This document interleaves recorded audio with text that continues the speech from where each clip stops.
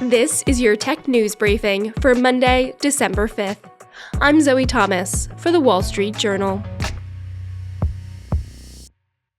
The Chinese government has instructed tech companies to expand censorship of protests following widespread demonstrations that broke out at the end of last month against the country's strict zero-COVID strategy. China already has strict internet censorship policies and allows police to use large amounts of data, like personal mobile phone data, to track people. And yet, across the country, people were able to do what other protest movements have done before them and use social media and messaging services to mobilize. So how is China responding, and what will it mean for the future of these demonstrations? With us to discuss that is WSJ Asia tech reporter Liza Lin. Hi, Liza. Thanks for joining us. Thanks for having me, Zoe. Liza, there was this new guidance from China's internet watchdog to the country's domestic tech companies. Can you tell us what it was? So towards the end of November, we saw protests break out across China. And immediately after that, early last week, we saw the Chinese Cyberspace Administration of China, which is essentially China's internet watchdog, gather its regulators together and tell them to crack down on a couple of things on the Chinese internet space.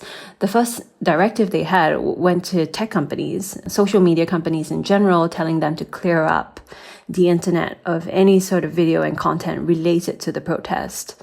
The second guidance, which is really interesting to me because censorship is really part and parcel of China now, the second guidance was asking internet companies, including e-commerce companies, cloud providers, and other online forums to crack down on the sales of the tools that would allow Chinese internet users to jump the Chinese internet firewall.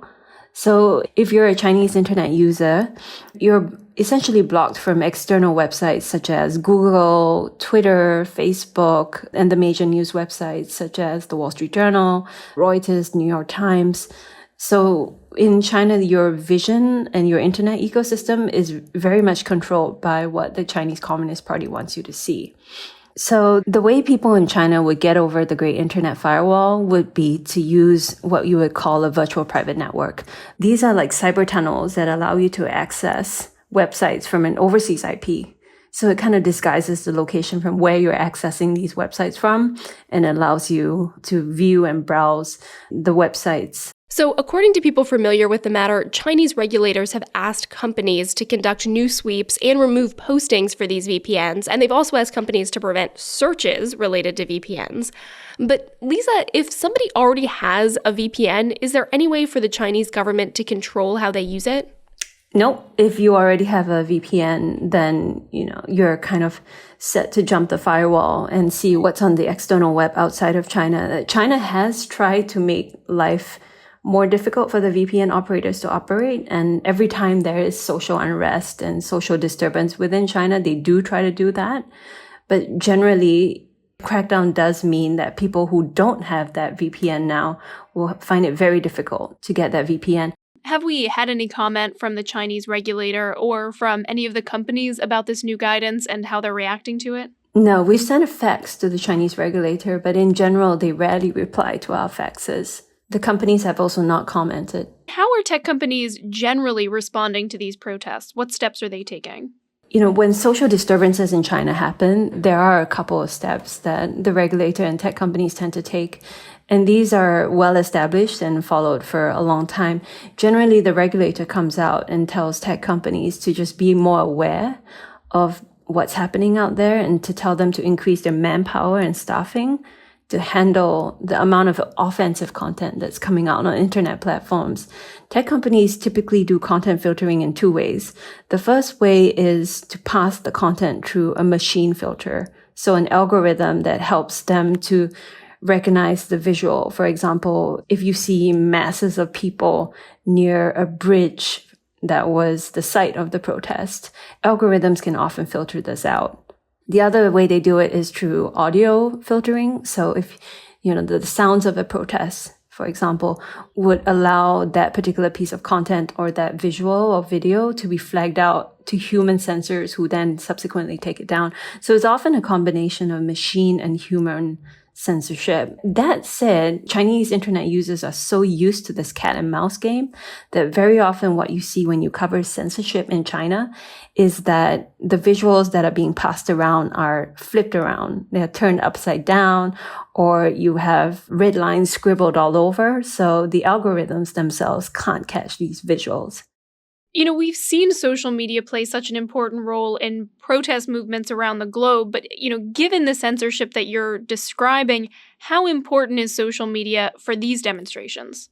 It is interesting that you bring this up because it was the Arab Spring and Twitter's role in the Arab Spring that actually led China to begin to ban these social media platforms to start with.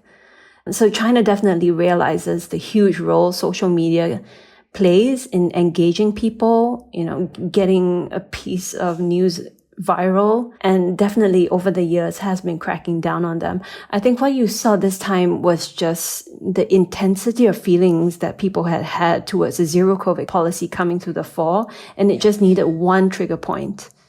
And social media was actually initially the conduit to be translating the messages that allowed people to realize that, there was something happening in Xinjiang and there was a protest happening there. And then they began to organize subsequent protests in colleges in Beijing or along a very popular street in Shanghai. Internet censorship isn't the only technology China has to surveil its citizens. Has it stepped up the use of any other methods? So what we definitely saw during the protests is the use of digital surveillance to pinpoint who was at a protest. Over that weekend when we saw the protests erupt, a ton of college students had attended these protests holding pieces of blank white paper as a symbol of protest and as a symbol of just pushing back to the inability to express their own opinions. And after that happened, we spoke to a couple of participants who said that they were called up by police. And they believed that they were called up by police because police had been monitoring their cell phone signals just to figure out who was in that area. You definitely saw the use of the digital surveillance apparatus that China is so well known for kind of being used in this space. All right, that's our Asia Tech reporter, Liza Lin. Thanks so much for joining us, Liza. Thanks for having me, Zoe. And that's it for today's Tech News Briefing. If you want more tech stories, check out our website, WSJ.com. I'm Zoe Thomas for the Wall Street Journal. Thanks for listening.